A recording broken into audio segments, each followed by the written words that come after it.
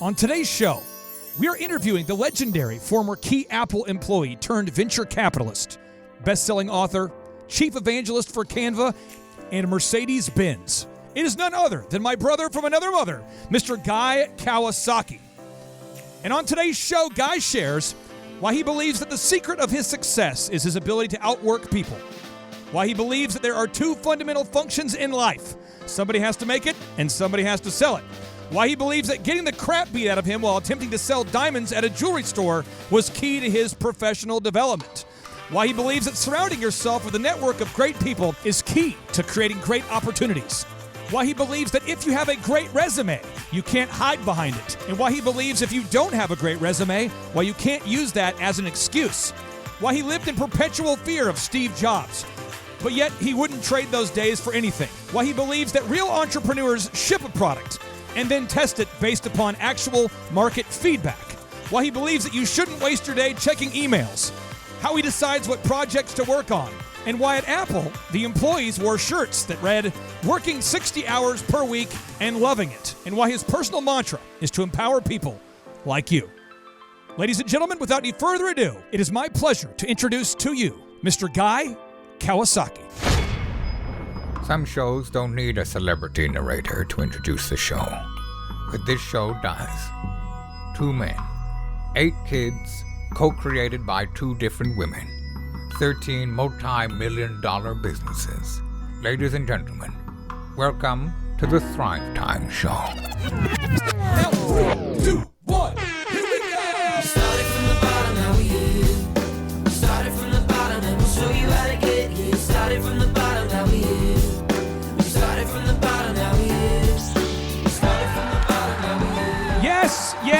Yes, and yes, Thrive Nation. On today's show, we have the legendary, the iconic man with the plan, Mr. Guy Kawasaki. Welcome on to the Thrive Time Show. How are you, sir? That's quite an intro. I've been working on that for about 14 hours in a row now, so I feel I'll try again if I need to. Welcome on to the show, sir.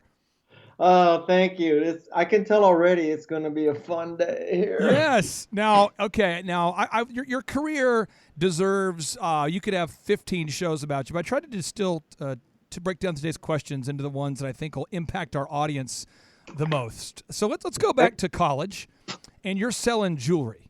Yeah. Could you talk about selling jewelry and how that job helped you? Yeah. So I was in the MBA program at UCLA, which was a 4-day-a-week program, and I needed money and had an extra day. So I started working for a jewelry manufacturer in downtown LA where I counted diamonds. Really? And yeah, literally counted diamonds. And later, when I graduated from the MBA program, I went to work for that jewelry company instead of Wells Fargo or McKinsey or Goldman Sachs, unlike my classmates. Yeah. And I became eventually the vice president of marketing and sales for this company. And so I had to go and sell jewelry to jewelry retailers around the world. Mm. And I have to tell you, that was great training because, in my humble opinion, there are 2 fundamental functions in life. Somebody has to make it and somebody has to sell it. So if you can do one of those 2 things, you will always be okay. Did you have a specific book or a specific mentor or a specific method that you learned that allowed you to become good at sales? Because most people by default are not very good at sales, and then everything else begins to fail when you can't sell anything. How did you become a sales master? Basically, I got the crap beat out of me. I mean, I think that's the way. In a sense, well, to take the sort of more intellectual extreme of that, if you go to work for Procter and Gamble, and you're selling Tide and Bold and whatever they sell, Swiffers, and you're calling on supermarkets, I would think that you're getting the crap beaten out of you. True. And that is very good training because you really learn to sell and you learn empathy and you learn to work hard, and none of this kind of. I created a website and I did a sex tape, and now I'm a internet influencer. I got to cross that off my list because Yeah. I was telling the guys, I said, guys, if we could just get a sex tape made, and this is what they said to me. And I said, guys, that could have been our move, but you're saying that's not the move. No, keep your day job, bro. Okay, we're moving on here. Now, you then somehow landed at Apple. And for the listeners who haven't read your books and followed you and cyberstalked you like myself, can you explain how you went from the jewelry store to Apple? Nepotism. Nepotism. Nepotism is when you hire a friend or a family. So I went to school with a guy named Mike Boych, and he eventually hired me into Apple where he was. So I had the wrong educational background, psychology. I had the wrong work experience, counting diamonds, to go to work for Apple. It was pure and simple nepotism. And, in my book, Wise Guy, I talk about this story, and there's a lesson there. And the lesson there is, number one, make friends in college. Right, okay. Number two is, you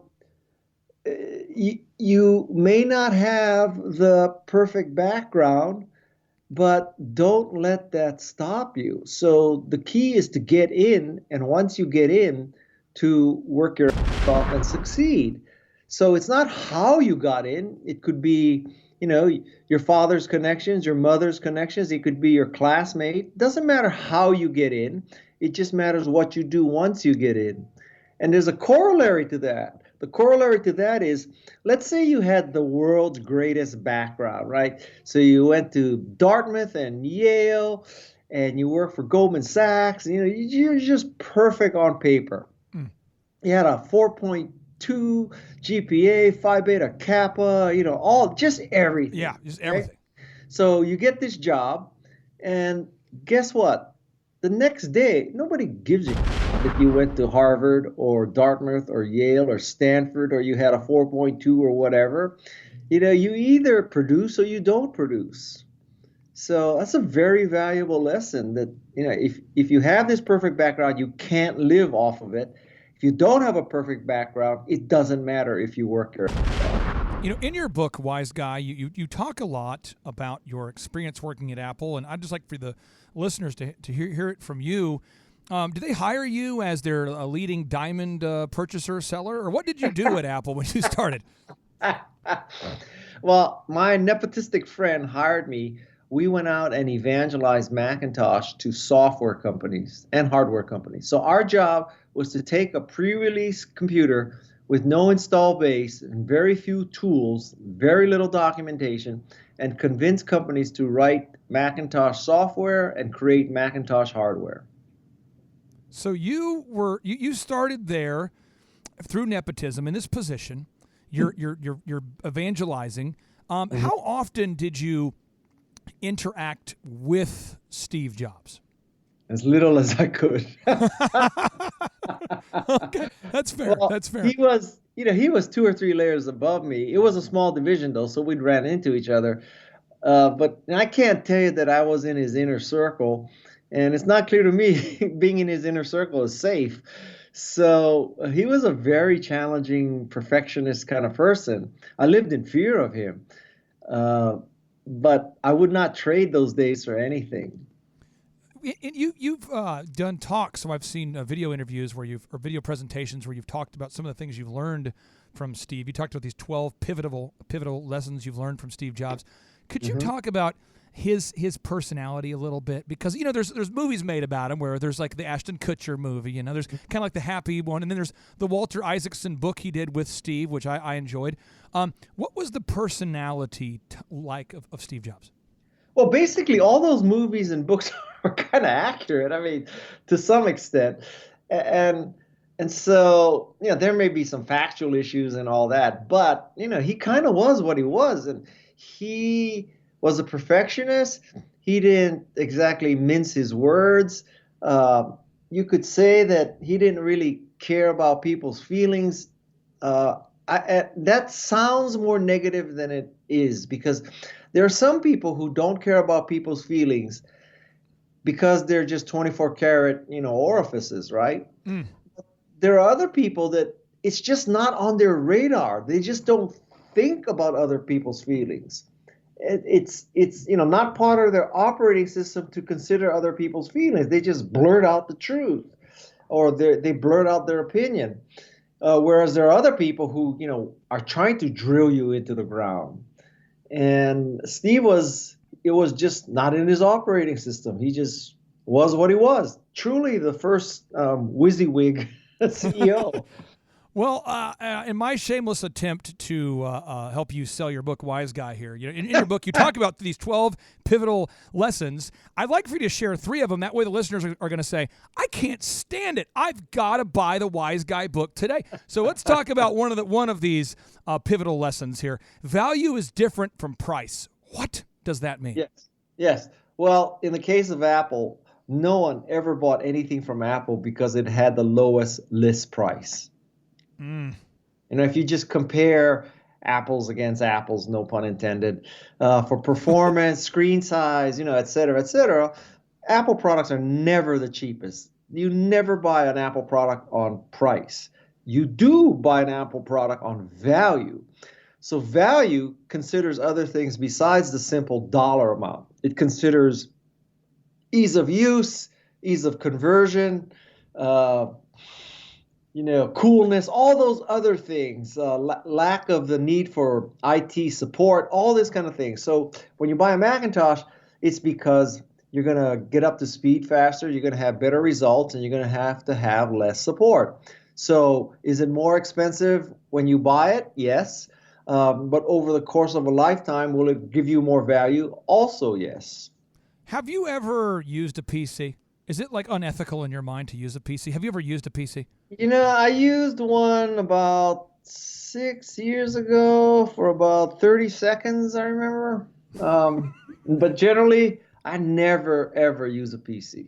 Never used. Okay, that's one I wanted to ask you, because these are the tough questions the Thrivers want to ask you. Now, you have started saying, I've seen a few talks where you've talked about this, and then in your book, Wise Guy, you talk about this. You say, real entrepreneurs ship.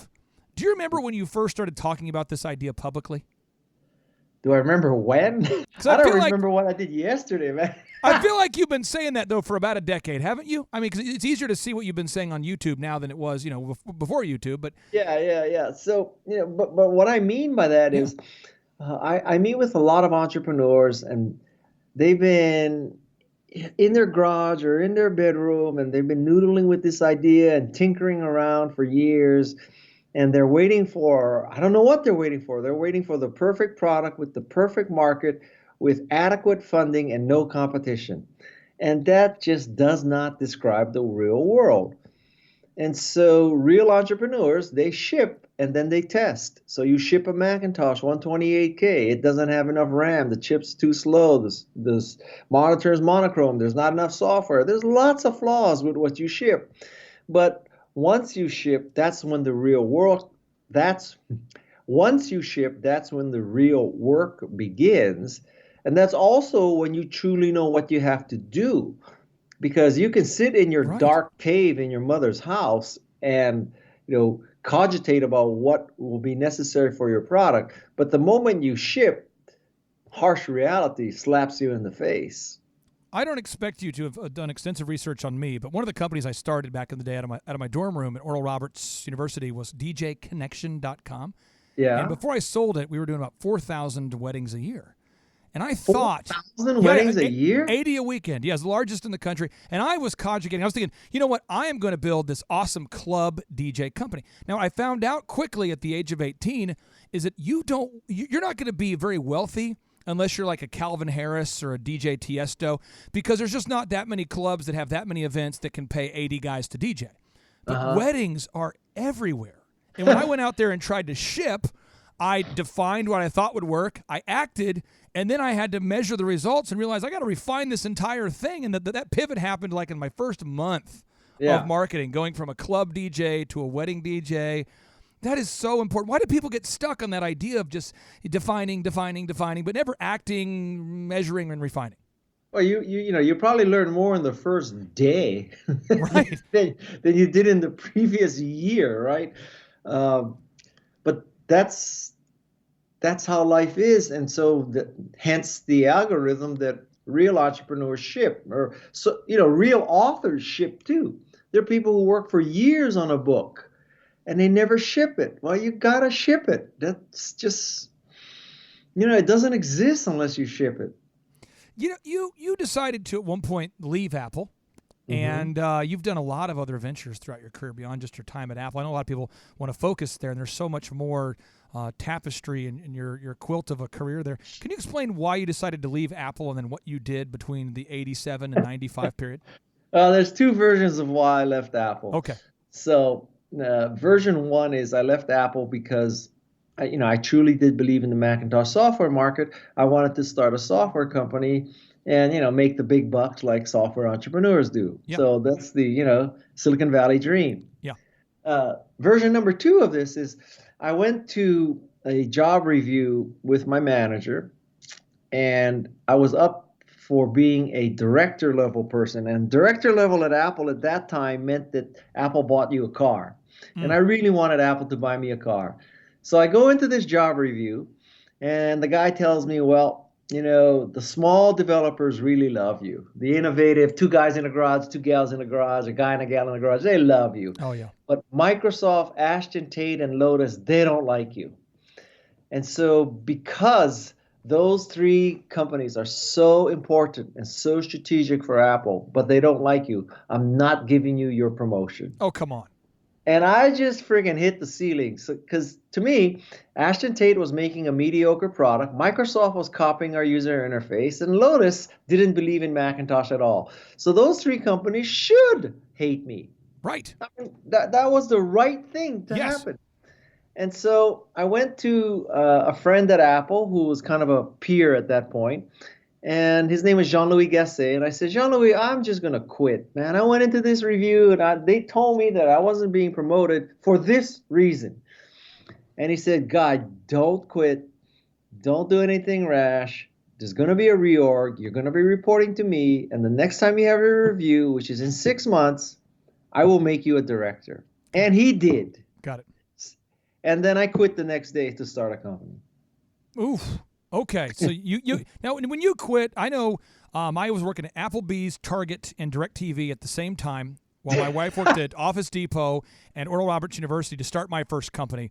Yeah. And I remember when I could finally afford to quit, there's kind of that feeling of like, yes, but I didn't tell my wife first. So she comes home, we're 21 years old. She comes home, she's like, what are you doing home? And I'm like, I quit. What did you do when you quit? I was just sitting there happy as can be, kind of freaking my wife out a little bit. What did you do the day you quit?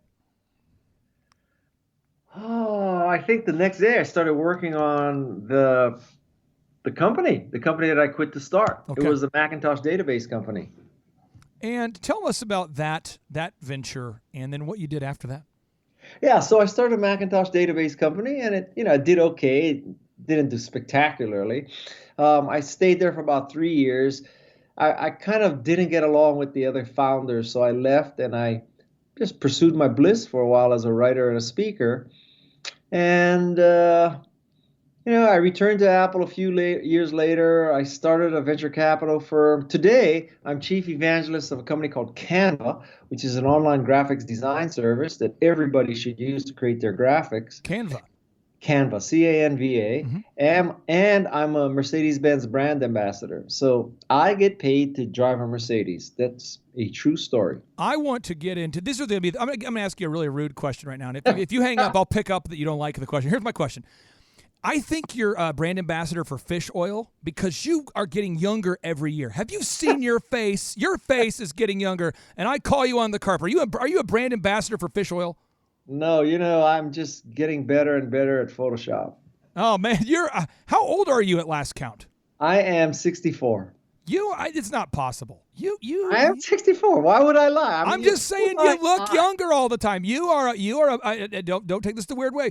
You're a beautiful man. You're a beautiful man. I think you're using your sex to sell. Some people use sex tapes. You're using your photoshopped face or your fish oil, whatever that is. So now what keeps me young is, well, first of all, I have a fantastic wife.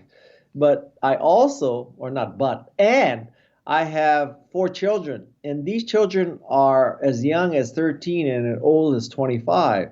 So my 13-year-old, who's a seventh grader, he's got, let's see, 2 more years. So and then he has 3 more years, 5. He's probably got 9 or 10 more years, right? Right. And so my plan is he graduates from college and the next day I die. That's the plan. So Now you chapter 7 of your book, The Wise Guy. You wrote in the book Wise Guy, chapter 7. You decided to call this chapter parenting. And very few entrepreneurs, and I'm not ripping on most entrepreneurs, but we've interviewed, I mean, the top PR guy on the planet, Michael Levine, and we have Wolfgang Puck on the books. We've got founder Ritz-Carlton. And a lot of times you interview people that can really keep the family together. So it's like as they're growing the business, they can also grow the family. They keep it together. And then a lot of times you meet people where it's almost like two diametrically opposed ideas. It's almost like if I'm going to have a great business, my marriage is going to be terrible. And I think you've done both, so in my opinion, you're one of the most successful people we've interviewed. And you said on chapter 7 of your book, you said, parenting has been the most challenging and most rewarding activity of my life. So I would love for you to share, without judgment of our listeners, but where do most people seem to get it wrong with managing a family and keeping that together while keeping a business together? I'm not going to touch that. You won't. Question. Who the hell am I to give you this advice? Let me ask you, why is your family stay together? Is your wife just awesome, or why? Because you seem like you're a very happily married guy, and I just want to know, because I think there's a lot of listeners who want to know that. Well, my wife is fantastic, and I take our vows very seriously. Listen, I don't want to hold myself up like it's my Charles. You're not Barkley doing moment. it. You're the most humble man in the world. I'm just saying I'm impressed. That's not true. I like Charles Barkley. I don't want to be a role model. I just love my kids. I love my family. When I hate traveling. When I'm home, I'm at home, literally in the house. I don't go to an office. So, and when I travel, I travel like nobody else I know. A long visit for any city in the world for me is 24 hours. I have done things like go to Russia for 12 hours, speak, and come back, within 2 days. The whole trip is 2 days.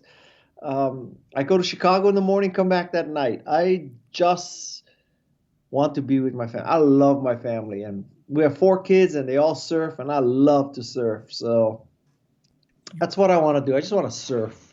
You and I share a lot of things in common there. I have 5 kids, and I live behind a wall. We call it Camp Clark and Chicken Palace at the Lampoon Lagoon. And I almost never leave except for to go to Atwood's to buy supplies for my silky chickens, and I come back. So I really... What city do you live in? Tulsa, Oklahoma. It's the birthplace of tourism. Sod Farm tours are huge this time of year. And I'm just kidding. But we have 17 acres, and we love it in Tulsa. But we really just never I don't like to ever travel at all almost. And in your book, you also talk about email, which I think is a less controversial subject. But your take on it is fairly controversial. So we'll move off the family stuff. You wrote here in your book, Wise Guy, I once lost 400 unanswered emails in my inbox because my email application crashed. Afterward, no one sent a follow-up email asking why I hadn't responded. Later, I lost another inbox and I only had a handful of people follow up. I'd love for you to break this down. Yeah. So, and what I embraced was when close friends die, and I've had some close friends die, I just take my inbox and throw it away in honor of them.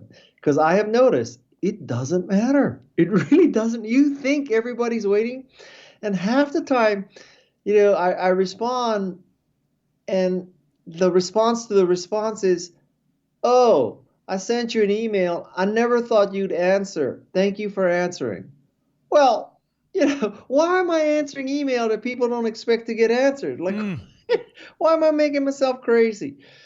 So my message to your listeners is, don't sweat your email. Like, I have right now, I look at my email inbox and it's getting to be a few hundred. I just throw away everything that's older than 30 days. And I figure if if it matters, they're going to write back to me. If it doesn't, it doesn't.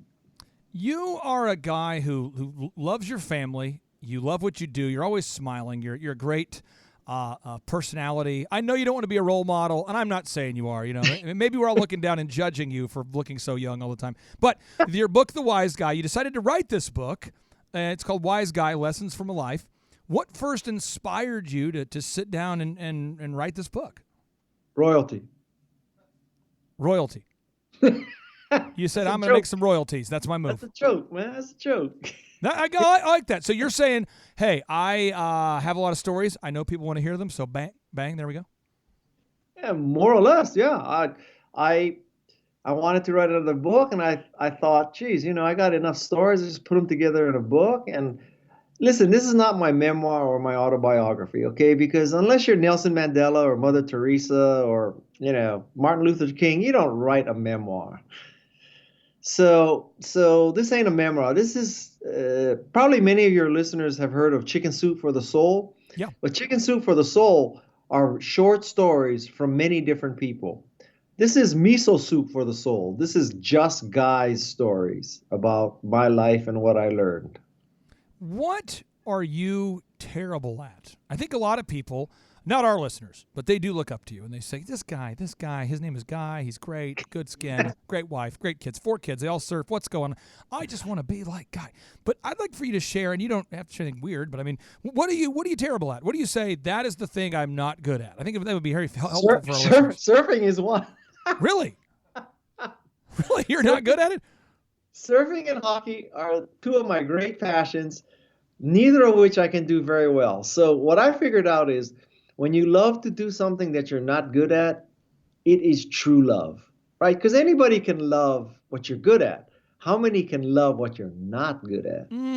So, how much hockey do you? How much do you love hockey? I mean, is it like is it your passion?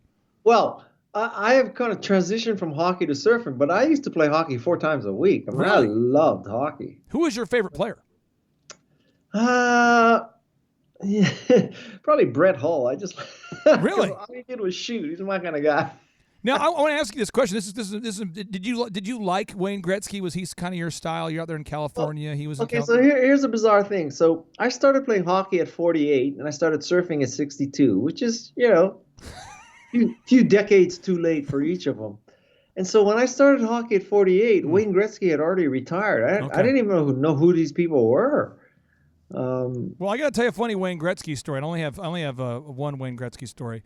Yesterday, I'm interviewing Shep Gordon, the famous manager. I'll just tell the listeners out there who don't know. He's managed Sylvester Stallone and Alice Cooper and all these big iconic names. I think it's Wolfgang Puck. So I'm interviewing him. He lives in Hawaii now.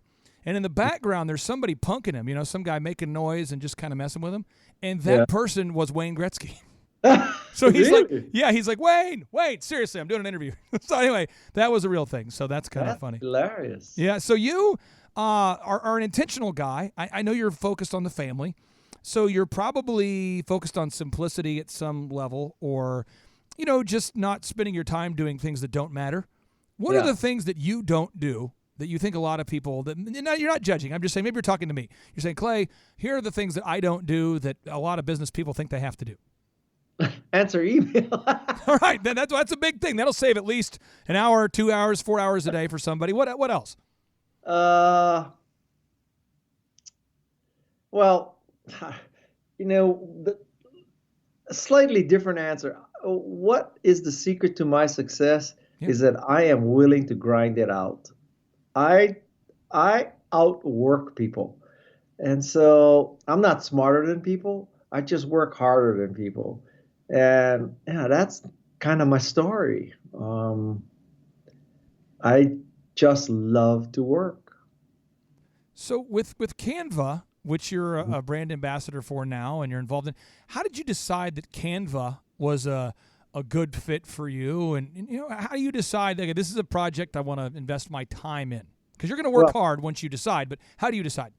Well, the true story with Canva is that I had, and still work with her, a person who helps me with my social media, optimizing my posts, et cetera, et cetera. So this is back 5 years ago now. and she was using Canva to make graphics for my tweets, and she just loved it. So one day, the people from Canva reach out to me over Twitter, suggesting that we talk and meet and all that. And so I got the tweet, and I said to her name is Peggy Fitzpatrick. I said to her, is this the company that you use? Is this the company you're always raving about for graphics? She said, yeah. And I said, well, do you think I should help them? And she said, yeah, you should help them. It's a great company. It's great for making graphics. And so that's how I decided, because there's a lesson there too, which is, listen to people who really do the work. She was really doing the work. She was really at the front line. She knew what was good. So I just listened to her. We have about 500,000 downloads a month of our podcast from people who, a lot of them want to drive a Mercedes or do drive a Mercedes. So I'd like to ask you, do you have a specific, as the ambassador, as the man who gets paid to drive the Mercedes, do you have a specific make and model that you say that is, boom, that's nice, that's hot? Well, right now I'm driving an S63. So it's the S-Class, but the bi-turbo super-duper AMG one of that. However, I will tell you that we just came out with an A series, which is the antithesis of the S series. So the A series starts at about 33 grand, and it's kind of competes with the entry-level BMW, entry-level, like an Audi, like an Audi A3. Okay, yeah. And there's a part of me that I just jump in a small car, good gas mileage, just like dart around. So that's one. I would, if Mercedes called me up today and said, listen, guy, we want you to swap out cars. What car do you want? I would tell them an A series. And if not, then at the other extreme, there's a Sprinter, which is the ultimate surf mobile. And coming up very shortly is what's called an EQC, which is their basic all-electric mid-size SUV. So that would be, it has like a 220-mile range on the battery, holds 5 SUV size, surfboard racks on the top. That would be the one. So let me ask you this here. When you're not surfing or recovering from hockey injuries or spending time with your family, how do you spend the first 4 hours of your typical day? Like, what time are you waking up, and what does your first 4 hours look like? Man, you don't want to know. I want to know. I want to know now. I want to know the current for the current 4 hours. Then I'd like to go back. I wake up, and the first thing I do is I look at 3 news services. So there's Google News, Apple News, and Smart News. So I look at these 3 things because I want to see the news. So for my social media, I spend a lot of time curating social media. So I need to find a lot of good stories every day. So I do that. Then I drop off my kid. So where my son goes to school, it's half hour there, half hour back. So okay. Well, back up a second. So I get up at 6:30. About 50% of the time, I make him breakfast. I take him to school, and I come back, and now it's about 8:30. I go to a coffee shop, and I do email and answer social media for the next 2 or 3 hours. Then I go and eat someplace, and then I do another 2 or 3 hours of email and social media. Then I pick up a child or 2, and I come home, and then I do email and social media. And that's your world right now. That's a daily normal for you. And that's with me ignoring email. Imagine if I didn't ignore them all. Now, when you were back in your Apple days, when you're out there just grinding every day as an employee, a member of that team, what was the schedule expectation like when you worked there?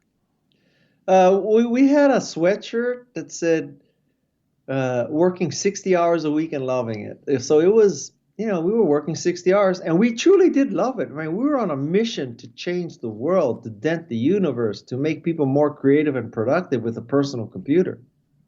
It was a great time. So you loved it, 60 hours a week and loving it. They had a shirt. You all wore the shirt that said working 60 hours a week and loving it. Yep. That's awesome. Now, okay. Now, this is my final question that I have for you on today's show. Okay. You are come across as a very proactive person. And I'm not hyping you up, not building you up as a role model, just saying you come across as a proactive guy. How are you going to spend the next 12 months? What's your vision? What's your goal? Do you have a goal? Do you have a vision for the next 12 months of your life? Well, for the next couple months, I'm heavily invested in the introduction of this book. So lots of these kind of recordings, lots of trips, lots of signings, those kinds of things. Yeah. As a baseline, I'm always trying to evangelize Canva. I'm always making speeches. I make 50 or 60 speeches a year. So I'm traveling, making speeches. I'm evangelizing Canva. A lot of this travel involves Mercedes-Benz or Canva. And then when I'm not doing any of those things, I'm at home with my family and surfing. Where do you call the home these days?